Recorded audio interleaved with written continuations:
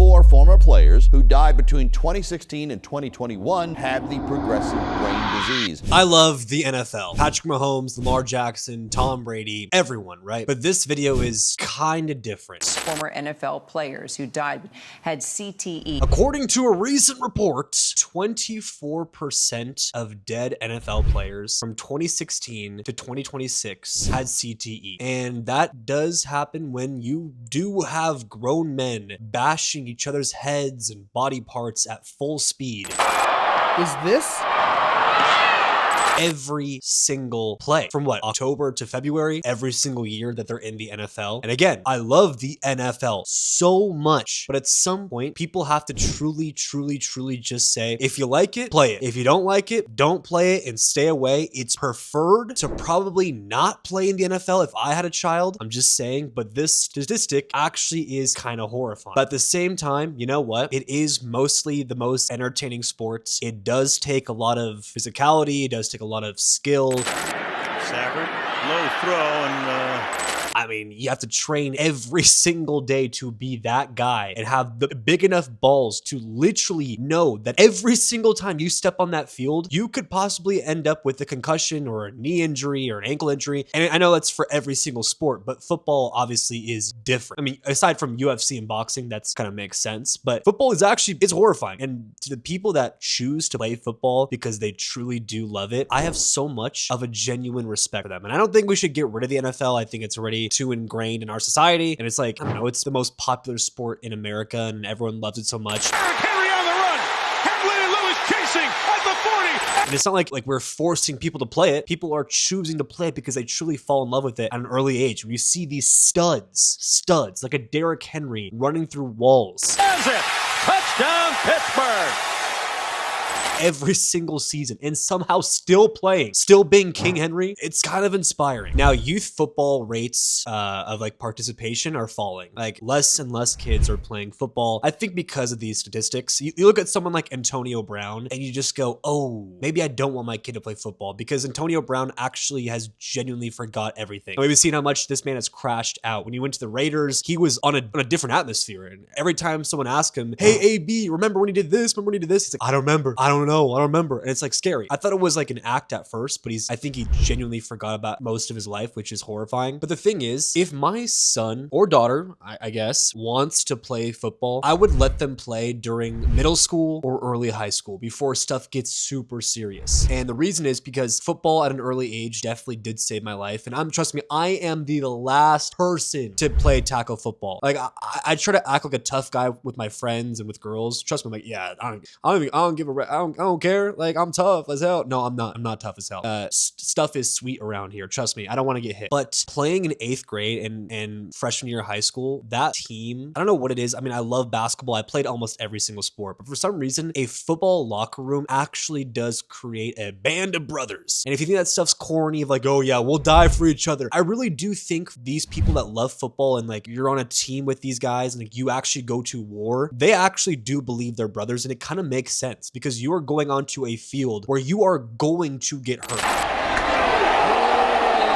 Like there's like a 99% chance when you step on that field with your friends, with your teammates, some of you are going to be injured after that game or leave with an injury that, you know, you don't want to tell people about, but you will be hurt or you will get someone hurt. And it might be the most legal way of going to war. Again, other than UFC and stuff, I know, but with like a group of people, it feels like soldiers, like teammates going into battle. And that in 8th grade and freshman year, because all my friends were super scared to get hit as well, we became so close. And that was like the one way where I truly became, I'd say like, I really got a head start on having a friend group for life. I still talk to every single person I used to play football with. And even though we all really only did play up until freshman year, we were so bad that in high school, they added a thing called a 5th quarter where everyone that was too bad to play, like they were just terrible. They didn't play from the actual game. They added an extra 5th quarter so we could play and have fun and go out there. And we were still scared. I was still scared to get hit by other guys who were like 40 pounds and it was horrifying, but it was the best experience ever. And again, if someone wants wants to play, if your son asks and begs to play, I'm not one to really gonna tell my kid no to many things, which I guess is probably a bad parenting style. I had that parenting style growing up where my parents really didn't say no to me all that much, except for getting GTA when I was younger and obviously doing drugs. Other than that, I was able to do whatever I wanted, really, which kind of did help me, because I feel like when most people are restrained and like their parents say, no, you can't do that, those kids, when they go off to college, end up being like crazy psycho, like do whatever, because they're trying to make up for the time that, you know, when their parents said no. I don't know. It's a pretty controversial parenting. Maybe it's better, maybe it's not. I don't really know. I turned out okay, I guess, but I do still talk to my football teammates every single day. And again, we don't like football. We don't play football ever. We watch it. We get drunk and watch it on the weekends sometimes, every other month when we see each other. But I would never have ever have taken that back for anything. Like, I'm so happy I played growing up. Now, the NFL is taking precautions. I mean, they added like that halo helmets. They added a bunch of rules of when you can and can't hit somebody. Top straps for the flex helmets. Sometimes those get cracked. But again, sometimes people break the rules. It's pretty hard when you're like on the field and like you feel the adrenaline and you go, oh wait, I can't hit a guy there. Remember that? Okay, I want to stop myself. No, like it's pretty difficult. And those halo helmets, they can only help so much. Like again, but I really am someone who advocates for free will and free choice. Like you do whatever you want. If these people want to play, let them play. Who are we like as outsiders to say it's too dangerous? Cancel football. Let's stop it. Let's play flag football. Like come on, we're not gonna watch flag football. Let's be fully honest. We watch NFL football because anything can happen. Sometimes crazy hit. I mean, I'll be honest. I've watched crazy NFL hit compilations millions of times, millions. And half the time in high school and middle school, that was all people watched during class when they were bored. You just go on YouTube and type in best NFL hit compilations. And people like Puka Nacua, a star wide receiver for the Los Angeles Rams, whose house? I can't believe I just did that. I'm sorry. But even Puka Nacua says that he loves getting hit. He loves the physicality. It's how he grew up. And some people are just born for this. It's always nice to get a little wake up on the sideline before you officially get hit by somebody else out there.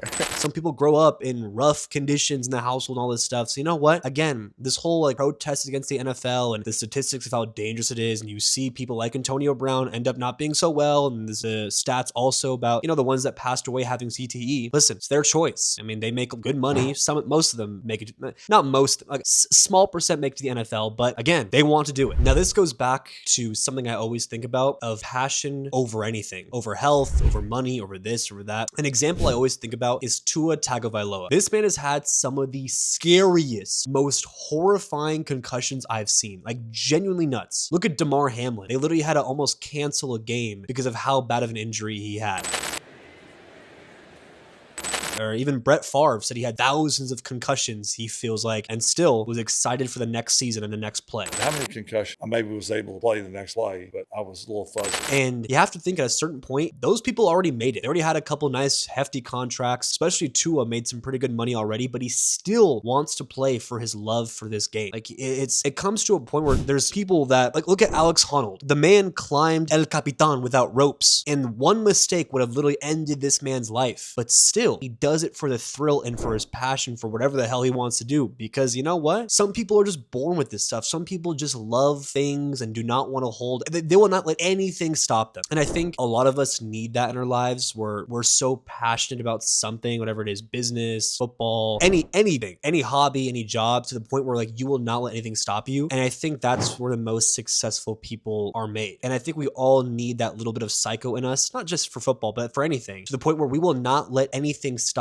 us from achieving our dreams. So you know what? Be passionate about something. I'm telling you, like, I know everyone says, chase your dreams, chase your passions. And I know you hear it every single day, but truly do it. Truly do it. And I respect the NFL players that wake up every day and they know like they could seriously, you know, have a really bad concussion that could affect them for the rest of their lives, an ACL injury that can keep them from walking, Achilles, whatever it may be. And they choose and they're willing to do that because they love it and they want to provide for their families. And even non-NFL, even college and high school, they do it for the love of the game and how much they enjoy being around other people and hitting people. And you know what? To each their own. We all have our own passions growing up. We all have something we love. Don't let anyone judge you for it. Don't let anyone make you feel like a dumbass. Like, oh, look at the dummy playing football. You're gonna get hurt, dummy boy. Forrest Gump. My name's Forrest. Forrest Gump. Run, Forrest, run. Like when Forrest Gump just sprints to that thing because Forrest liked it. And who are we to make fun of people for liking something? I think we would live in a very, very sad, cruel world if we continue to make it normal for people to stop us from chasing the things we like. Because I'm telling you, I've been there before. I've, you know, for the first 10 years of my life, I didn't have a passion. No, 10 years. For the first like 18 years of my life, I had no passion. I didn't find YouTube yet. I didn't find content creation. I didn't find, you know, being creative with scripts and stuff. And I was so down bad depressed. Like every day, really, really depressed. I was just so bored and didn't find anything. And then when I found this stuff and posting to nobody, and it was embarrassing for me. So many people said, stop doing it. It's bad for you. Look at your digital footprint. It's gonna be terrible. You can't get a job. Every time someone looks up your name, your YouTube channel comes up or your TikTok comes up or whatever it comes up, and you're saying some crazy stuff or really, really too honest of things to the point where people are not gonna hire you. And I'm like, I don't care, because when you meet me regardless, I'm gonna be exactly like how I am right now. So you're gonna find this version of me anyways. So might as well it be online too. I don't really care. It's what I like to do. I have fun with it. So many people, when I go to a new school or